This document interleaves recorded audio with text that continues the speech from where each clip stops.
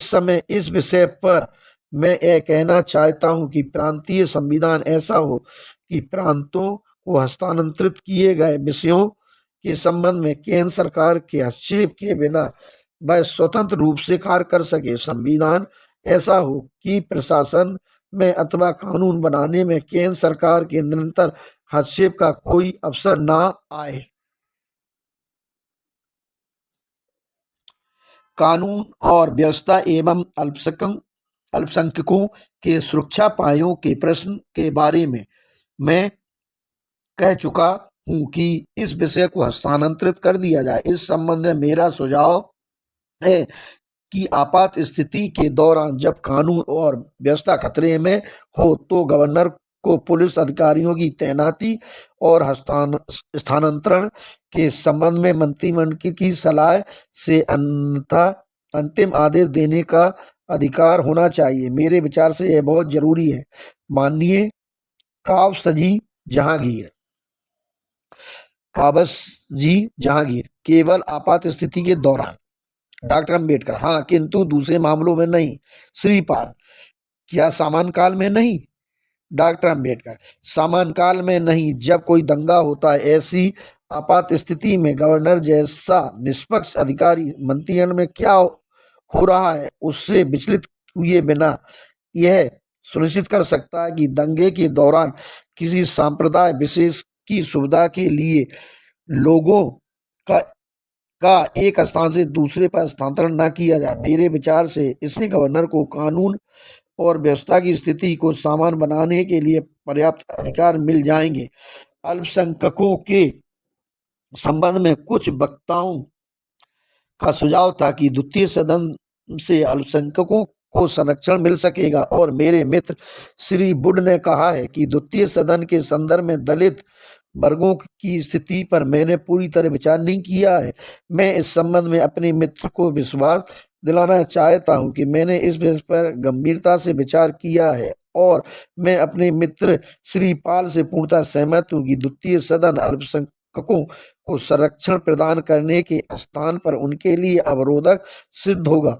Governor और उसके मंत्रिमंडल के बीच संबंध के विषय पर मैंने अभी तक अपने विचार व्यक्त नहीं किए हैं। संक्षेप में मैं यह कहना चाहूंगा कि क्या गवर्नर को मंत्रिमंडल की बैठकों की अध्यक्षता करने का अधिकार होना चाहिए अथवा नहीं? देश में मंत्रिमंडल द्वारा सम्राट की अनुपस्थिति में अपनी बैठकें करने की पद्धति को अपनाने से प्रश्न उठता है कि मंत्रिमंडल अपने निष्कर्षों और निर्णयों की सूचना गवर्नर को किस तरह से दे। यदि इस बात का विचाराधीन विषय से कोई संबंध नहीं है तो उसकी चर्चा पर समय बर्बाद नहीं करना चाहिए।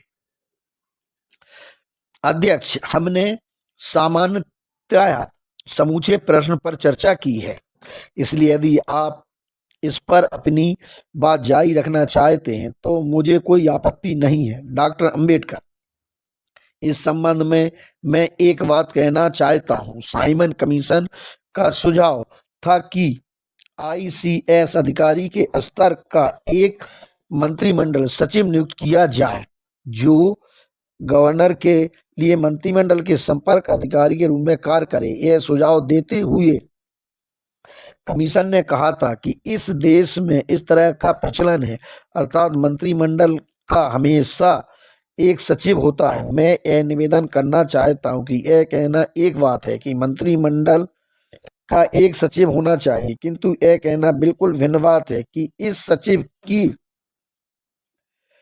मंत्रियों के ऊपर गवर्नर तक पहुंच होनी चाहिए। इस देश में शायद सचिव नियुक्त करने की प्रथा है। मेरे विचार से कोई भी मंत्रिमंडल अथवा प्रधानमंत्री यह नहीं चाहेगा कि सचिव की मंत्रियों अथवा प्रधानमंत्री के ऊपर सम्राट तक पहुंच हो।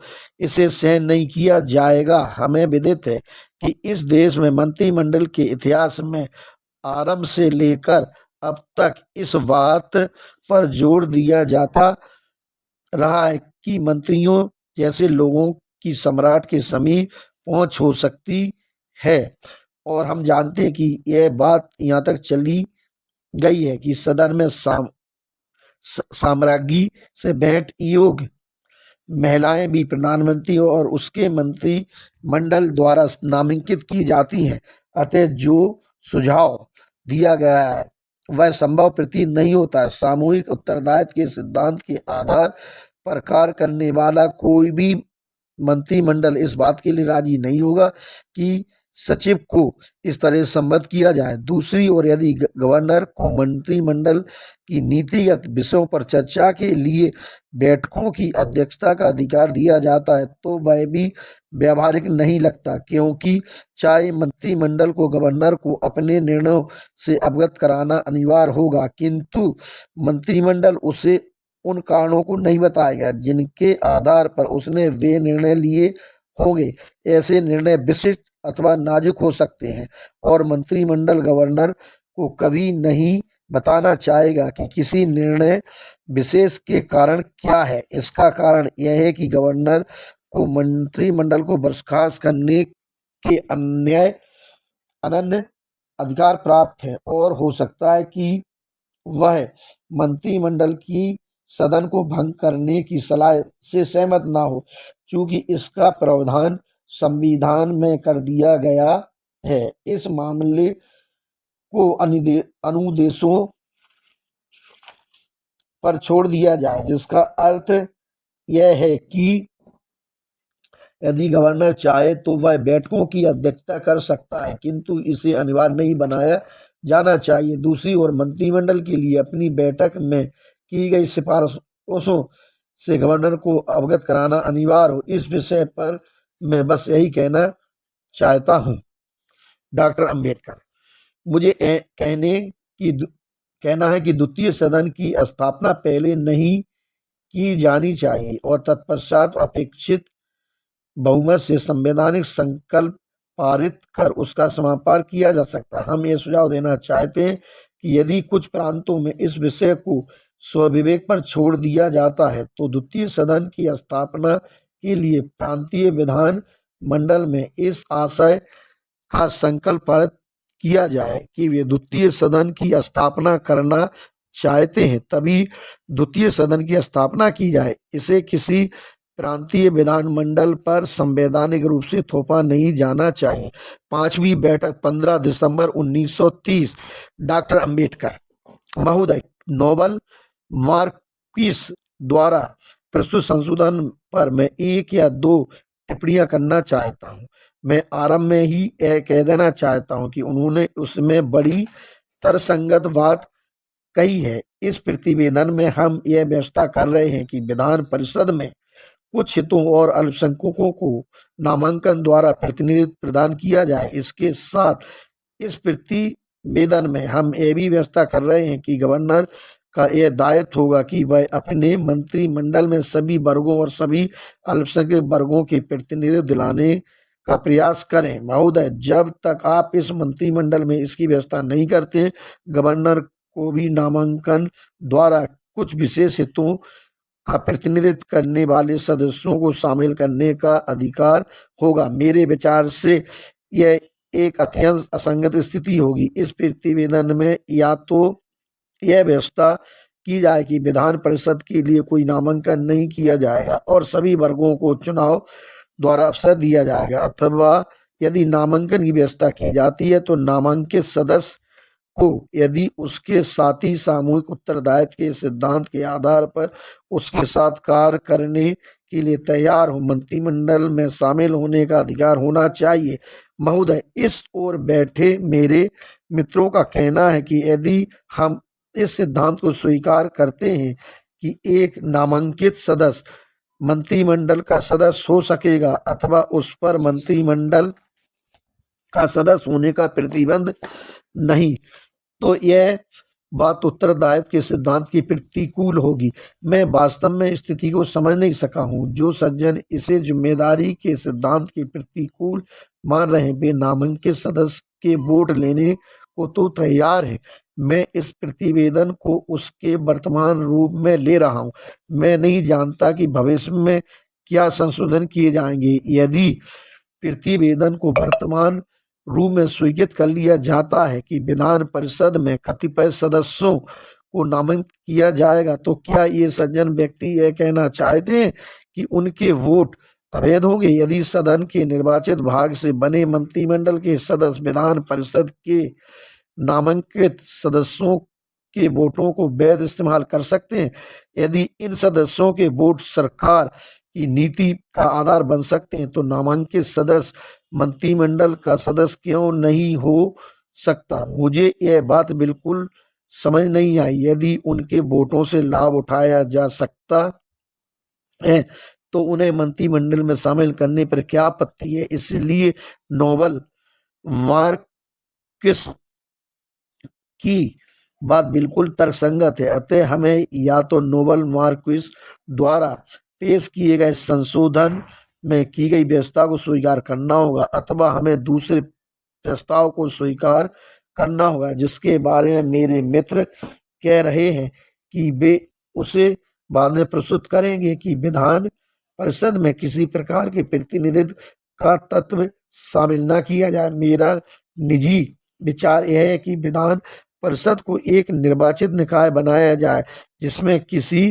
तरह का नामांकन ना हो। इस दृष्टि से मैं नोबल मार्क्स के संशोधन का अधिक समर्थक नहीं हूँ। यदि इस समिति अथवा बाद में किसी समय नामांकन की व्यवस्था की जाती है तो मुझे नोबल मार्क्स के साथ सहमत होना पड़ेगा, उनके संशोधन को स्वीकार करना पड़ेगा। दीवान बहादुर रामचंद्र राव, मैंने अभी जो भाषण सुना है उस पर मुझे आश्चर्य हुआ है। डॉक्टर अम्बेडकर, आप आश्चर्य कर सकते हैं किंतु आप दोनों तरह से लाभ नहीं उठा सकते। दीवान बहादुर रामचंद्र राव, वह अच्छी तरह जानते हैं कि वर्तमान पद्धति के अंतर्गत नामांकित सदस्य सभी मंत्री नियुक्त नहीं किए जा सकते। धारा 52 में यह स्पष्ट प्रावधान है कि कोई भी मंत्री 6 महीने से अधिक अवधि के लिए पद पर नहीं रह सकता जब तक वह स्थानीय विधानमंडल के लिए निर्वाचित नहीं हो जाता। डॉक्टर अम्बेडकर, यह संक्रमण काल है। डॉक्टर अम्बेडकर, विधानमंडल में संयोजित सदस्यता का विरोध। डॉक्टर अम्बेडकर, मैं इस संशोधन का विरोध करता हूं। पहली बात यह है कि बंबई में संयोजित सदस्यता का हमारा अनुभव कोई अधिक उत्साहवर्धक नहीं रहा है। संयोजित सदस्यता एक कलंक बनकर रह गई। भ्रष्टाचार और घूस के बोलबाले को देखते हुए बंबई के विधानमंडल के गठन में मैं संयोजित सदस्यता के सिद्धांत का विरोध करता हूँ।